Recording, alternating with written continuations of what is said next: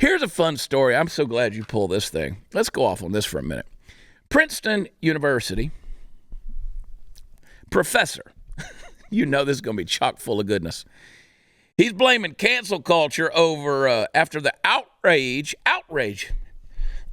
over him saying that bestiality is thought-provoking. Okay. Again, what do we say around here? I'm always right. And I told you guys, I've told you guys years ago, I said they're going to try to normalize pedophilia. People said, never. Look what they've done. Look at what the hell they've done. And I said, but they're going to go a step further. They're going to try to normalize bestiality. And I mean, look at this guy. Look at his pasty ass. Like did the dog he has sex with take this picture of him? Like, look at this angle. Like, is that what the dog sees coming after him?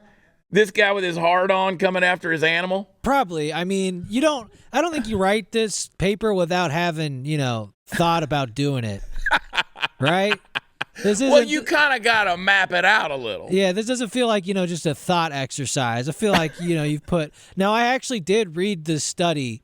It's weird, but one of the distinctions he makes is harm and consent. Yeah. So, like, you can't have sex with a chicken without harming it, but you can't have sex with your dog without harming it. Okay. Now, the consent part gets a little weird as to how he goes about that. But essentially, if the animal voluntarily goes along with the act, then you're okay. One of the examples he put was if a woman put peanut butter on her vagina and the dog ate her out, that is okay. Mm-hmm. It's an incredibly strange paper. Well, I could just tell you that without the coaxing of the peanut butter, that dog ain't getting anywhere near that fish tank.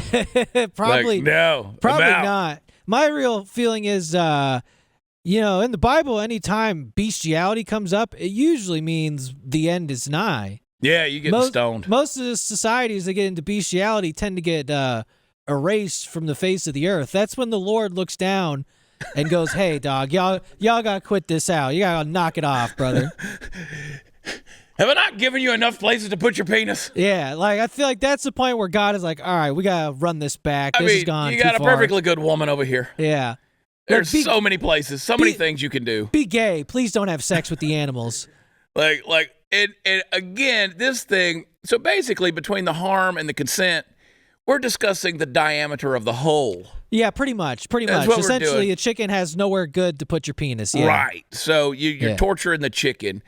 And this guy's thought through this thing. He says it's thought-provoking, and that's the thing. It's thought-provoking. I think you should burn in hell, probably. That's what I think. That's the thought that gets provoked. He really has the look. He's really just got the look. You know? I'm like, it's like sometimes when I tell you guys out there to think critically, this is not where I'm telling your brain to go. Like, a chicken can't consent. I tell you what you do. You take this guy. What's his name? You take this guy, and they're calling it Zoophilia. They always change the freaking name. Yeah, they got to give it a cool, kitschy name. Yeah, it's zoo love. It's Zoophilia. It's not bestiality. His name is Peter Singer. And he shared the article. He didn't write the article. He shared the article from Journal of Controversial Ideas.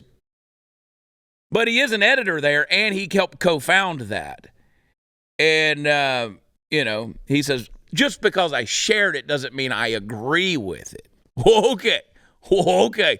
I can tell you, if you jump on my Facebook page and there's an article there, there's a good chance I'm leaning towards it, leaning towards liking it and agreeing with it. But this guy calls it zoophilia, and the writer of the article said there is, in fact, nothing wrong with having sex with animals. It is not an inherently problematic sexual practice. I'll tell you what you do. Take them down to the zoo. If you want zoo love, here's what you do. Take them down to the zoo, and you toss his naked ass in the monkey cage. Just toss him in the monkey cage with his twig and berries dangling around, and let those chimpanzees toss his ass around like them old Samsonite commercials. Just sling him from tree limb to tree limb, just have their way with him. I mean, just whoop that ass. Just be and just see, dude, if who's going to get harmed and who's going to get consensus on that. You want to have monkey sex? Jump in there and let King Kong pound you for about 4 hours and pass you around to his buddies, and let's see who's going to do who. Let's see who gets the consent. See what happens. This stuff, man, is absolutely a perfect example of what the Apostle Paul said in Romans 1. You talk about God. I mean, the Apostle Paul said, since they didn't see fit to acknowledge God, God gave them up to a base mind and to improper conduct. I mean, they just exchanged natural lusts or natural desires and wants for this kind of weird stuff. So, yeah, moral case for humans having sex with animals is thought-provoking. Don't send your kids to college. Don't send them to Ivy League colleges. That's for damn sure. I mean, this is the kind of stuff you got out there. These guys don't run out of things to think about. I guess they've exhausted the sphere of human knowledge. I mean, they're outside of the realm. But, what do you do? When you live in a world where science is people's opinions and feelings and nothing is, whatever, you confuse genders and confuse everything else, and people are pissed off about pronouns. Of course, this is the logical nonsense you're going to wind up with. Some dude's humping a dog. Yeah, see how that works out for you, buddy. See how that... Toss him in the monkey cage, man. Those old Samsonite commercials, they tossed him in there to see if the chimpanzees could break the suitcase. They grab him by his scrotum and toss him around a little bit. They'd take that scrotum and wrap it over his head. Yeah. The fantasy probably would not live up to the reality, I would assume. No. Yeah. Also a hard article to put your name behind. Yeah. Literally a hard article. Yeah. It's a harticle. Yeah, there's no way you get to escape that paper. No, that's there forever, bro. Yeah. That's there forever. So where was he from? Princeton University professor.